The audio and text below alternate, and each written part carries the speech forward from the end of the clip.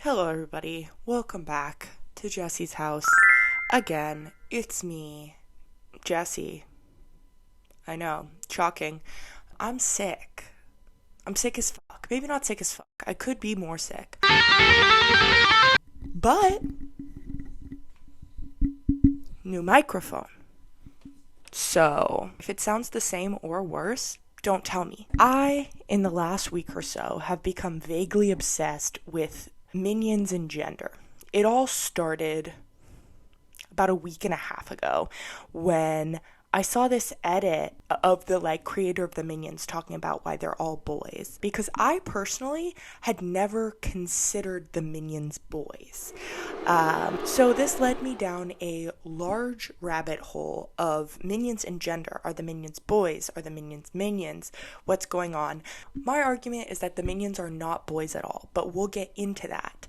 We're going to look at this through a biological standpoint and then a gender theory standpoint. And boy, is it going to be a good time. Okay, so buckle up. Grab a snack, put on your overalls, put on a yellow shirt, and I should have dressed up as a minion for this. I don't think I own any yellow. That's unfortunate. Grab a banana, and let's get into it. Mina dua.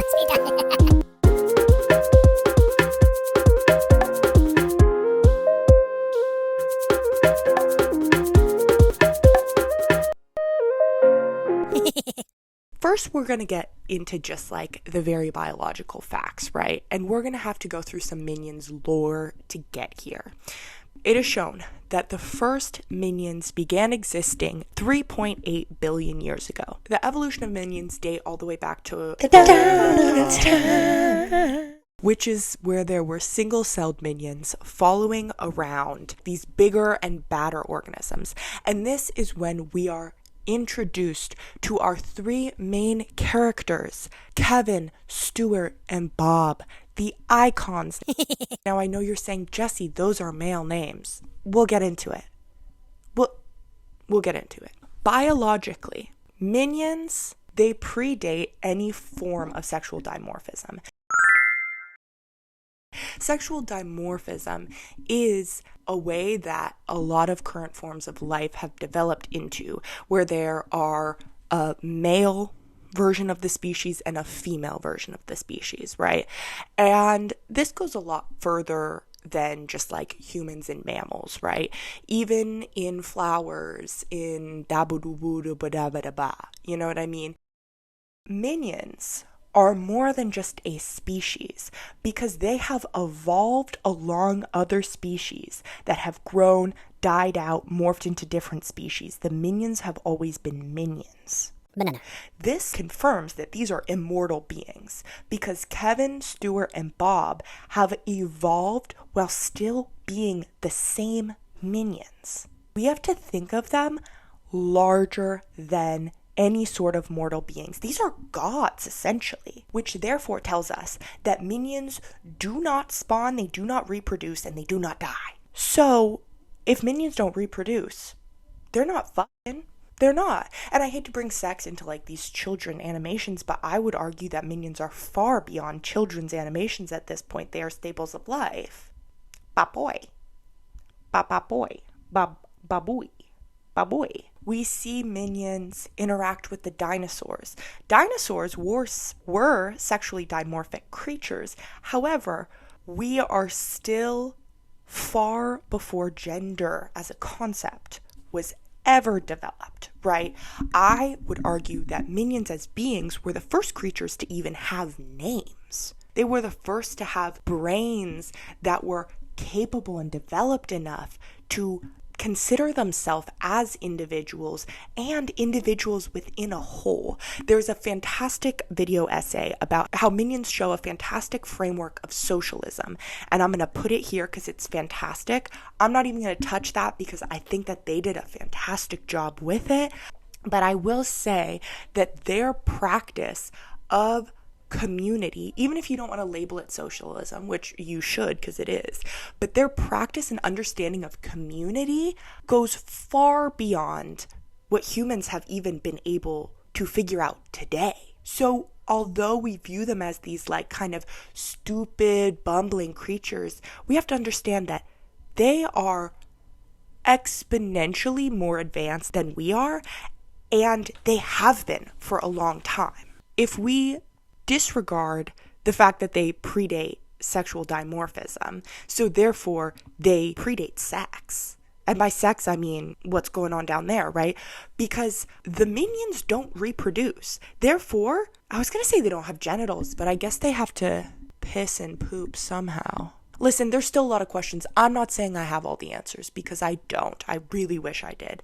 But minions don't, I would assume, don't have reproductive organs. So if we are going about this in an incredibly essentialist way, they don't have gender because they don't have sex. And one could make the argument that, like, well, as they've existed with humans, they've developed an understanding of gender, because gender is, did you guys hear me fart? Gender is a social practice that is learned and developed. And I want you to think about time for a second. Neanderthals have been around for about 3 million years, but humans, as in Homo sapiens, have been around for about 300,000 years. That is not very long. And you think that Homo sapiens had, or Neanderthals had, an understanding of gender? No. Okay? They really didn't. It's actually been like proven in a lot of fossils that we have projected our understandings of gender onto early humans. Minions have been around for over 3 billion years. And sure, they've evolved into current society, but you really think they would rewire their entire understanding of themselves as beings in a couple of thousand years after having it solidified for billions of years? I don't think so. My two main points are, not only did minions exist before a biological concept of sex existed, far before gender, but even before sex on a biological level existence. Additionally, the minions are immortal. They have no need to reproduce because they don't die, bro. They don't die. Therefore, we are really just placing our own gendered norms onto minions without having that stepping stone of sex even in the first place. If the argument for gender is biological, then man cannot exist without woman, right? And if we are arguing that all minions are boys or men, then therefore there are no female minions. And by eliminating one side of the binary, you're eliminating the whole binary. There's only two options. And without binary, sex can't exist. We cannot consider minions within a Western binary of gender because they are fundamentally incompatible with the basis of it. I would argue that minions are without gender completely, without sex completely. Maybe they hold stereotypically male names, but even names, like, those change. Stereotypically male names are now sometimes stereotypical female names. These blah, blah, blah, blah. Language and all that is literally just made up, right? So if that's your main argument for why minions are boys, is just their names, our homies Kevin, Bob, and Stuart, then your explanation and argument for this is low-key trash. Which is where we get into a bit of a gender theory perspective. I would label them very much under the umbrella of queerness. And if you're like, Jesse, your whole argument is that why are we even subjecting them to any of our understandings of gender as human beings? And therefore you're doing that again by labeling them as queer. One, yeah, you're probably right. It's mainly just because I want them to be queer. I think minions are weird little guys in a abstract sense, but minions are queer, okay? Argue with the wall. I don't care. I don't fucking care. I'm mainly using this as an excuse to talk about Eve Kosofsky-Sedgwick and Sarah Ahmed, okay? Sue me, right? Queerness is fluid. Queerness is expansive and multifaceted and so much more than we could ever really define in words. It is a concept and a home and an identity in the way that it can't be confined to any sort of definition. And I think that that's exactly what the minions are. Queerness is confusing. The minions are confusing. Eve Kosofsky Sedgwick's tendencies.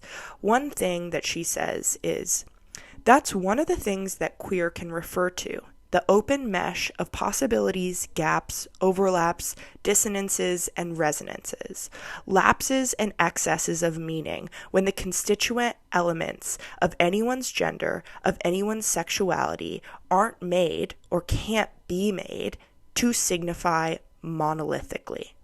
Is that not what the minions do? They are filled with gaps. They are filled with questions. They are filled with a lack of markers, a lack of sexual markers, a lack of gendered markers.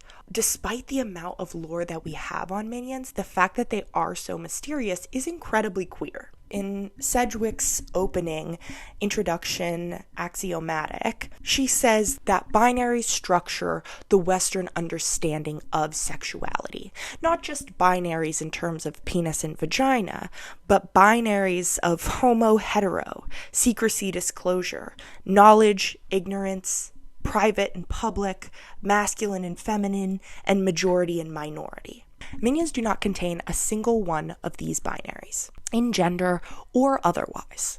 There is no homo versus hetero because they are all the same. There is no knowledge or ignorance because they all share with each other in the same way there is no public or private. The minions are a socialist species, therefore do not contain any of these binaries. A lot of this connects to a lot of Sarah Ahmed's work in her book Queer Phenomenology, where she talks about the idea of orientation, what that means, and the concept of a queer slant. Quote from Sarah Ahmed is, "To queer phenomenology is to offer a different slant to the concept of orientation itself.